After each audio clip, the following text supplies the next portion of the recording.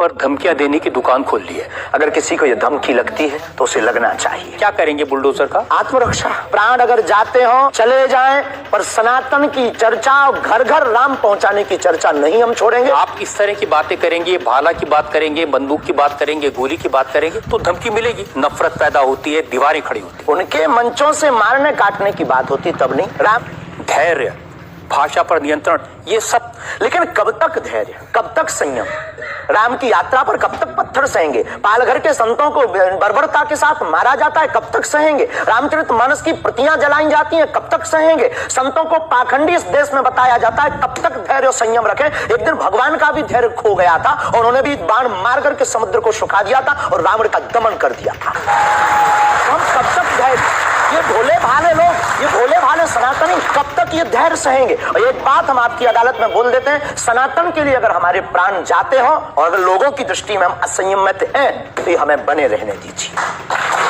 देखिए, सनातन धर्म के बारे में आप अच्छी बातें कहें, किसी को आपत्ति नहीं है, लेकिन जो आप इतनी जोर जोर से कह रहे थे कब तक बर्दाश्त करें, कब तक बर्दाश्त करें, तो कौन आपको बर्दाश्त करने को कह रहा है? जो ये प्रतियां जला रहे हैं, जो संतों को मार रहे हैं, जो सनातन के खिलाफ झूठा प्रचार कर रहे हैं, जो संतों के खिलाफ और सनातन की संस्कृति को छन्न भिन्न करने के लिए मूवी बना रहे हैं। जब आप ऐसी बातें कहते हैं ना तो असदुद्दीन ओवैसी जैसे लोगों को ये कहने का मौका मिलता है कि इन लोगों को अनाप शनाप बातें करने का अधिकार दे दिया सरकार ने।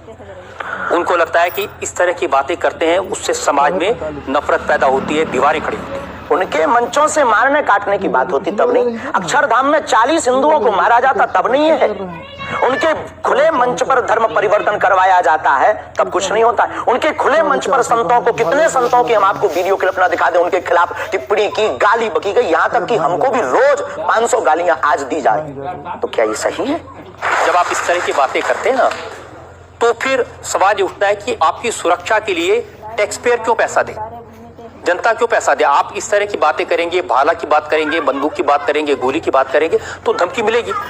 हाँ मिलेगी, लेकिन हमने कभी बंदूक की बात नहीं की, हमने भाला और माला की बात की। और रही बात सुरक्षा की, तो प्रत्येक नागरिक की सुरक्षा करने की जिम्मेदारी भारत सरकार की और हमें अपने इष्ट और भारत की सरकार पर भरोसा है, वर्तमान सरकार पर भरोसा है। साधु संत के तुम रखवारे, असुर निकंदन राम दुलारे, एक तो हमारा पहला भरोसा ही है।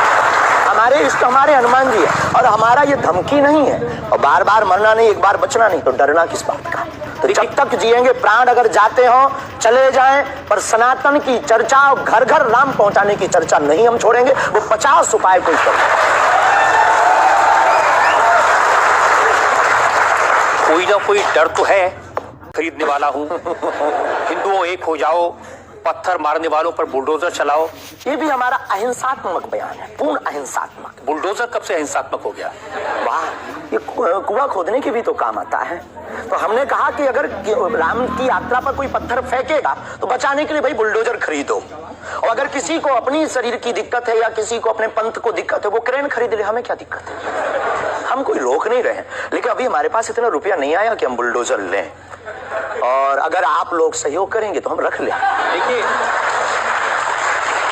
ये डायलॉग मारना अच्छा है, डायलॉग नहीं, लोगों को मजा भी आता है। गुरु की परंपरा के अनुसार हम सिर्फ एक बात बताते हैं, लोगों को डायलॉग लगता है। कैसे गुरु है जिनकी परंपरा में कभी भाला, कभी बुलडोजर, और फिर कहते हैं अहिंसा की? ये हमारी ऋषि परंपरा है, ये भगवान राम की परंपरा है। भगवान राम के टाइम पर बुलडोजर आते थे, भगवान राम धनुष बाण लिए थे। अब थोड़ा टेक्नोलॉजी बढ़ गई है तो टेक्नोलॉजी के हिसाब से हमें भी बदलना चाहिए। परिवर्तन प्रकृति। क्या करेंगे बुलडोजर का? आत्मरक्षा। घर के बाहर रखेंगे कि देख भाई तू आना मत, ये भी है भाई। बंदूक जो इनके पास होते, सिपाहियों के पास चलाते थोड़ी है अनेक बार, वो तो दिखाने के लिए होती है कि आप जो बातें कह रहे हैं ना कि सिपाहियों के पास भी बंदूक होती है, जो सीमा पर रक्षा करते हैं उनके पास बंदूक होती है, हमारे पास क्यों नहीं हो सकती? ऐसी बातें जानते, मैंने किससे सुनी थी बहुत साल पहले, भिंडरान वाले से। ये कौन है? भिंडरान वाले पंजाब में जो आतंकवाद फैला था उसके सिंबल। नहीं, हमने कभी बंदूक की बात नहीं की, बुलडोजर की। उनसे मैंने ये सवाल पूछा था। उन्होंने बुलडोजर रखी थी। मैं आपको बताता हूँ, उनसे मैंने, देखिए ये मजाक की बात नहीं, मैंने उनसे सवाल पूछा था कि उनकी आपत्ति क्या थी कि जो हिंदू हैं वो यज्ञोपवीत क्यों पहनते हैं और सिख लोगों को कृपाण लेकर जाने की इजाजत क्यों नहीं होती? तो मैंने उनसे कहा यज्ञोपवीत से क्या नुकसान किसी को हो सकता है? तो उन्होंने कहा नहीं, इससे भी गला घोट के मारा जा सकता है। मैंने कहा आप तो बंदूक की बात कर रहे हैं, तो उन्होंने यही कहा था कि सिपाहियों के हाथ में भी तो बंदूक होती है, वो भी आत्मरक्षा के लिए। तो ऐसी बातें जो लोग गुरु परंपरा के लोग हों उनको नहीं कहनी चाहिए। आपकी दृष्टि से कह सकते हैं, लेकिन हमें लगता है कि आत्मरक्षा के लिए सब कुछ जरूरी है, वो वर्तमान समय में आवश्यक है। और बुलडोजर की बात अगर कहें तो बुलडोजर का पूर्ण अहिंसात्मक बयान है, और किसी व्यक्ति से अगर आप जोड़ रहे हैं तो वो उसका निज मत है, हमारा मत बंदूक की तरफ। सनातन धर्म का मत क्या है? सनातन धर्म का मत है सनातन सत्य, अहिंसा, दया, क्षमा, दान, जप तप। मारकाट की बात तो नहीं करता सनातन धर्म। ये वीरता का प्रतीक है बुलडोजर।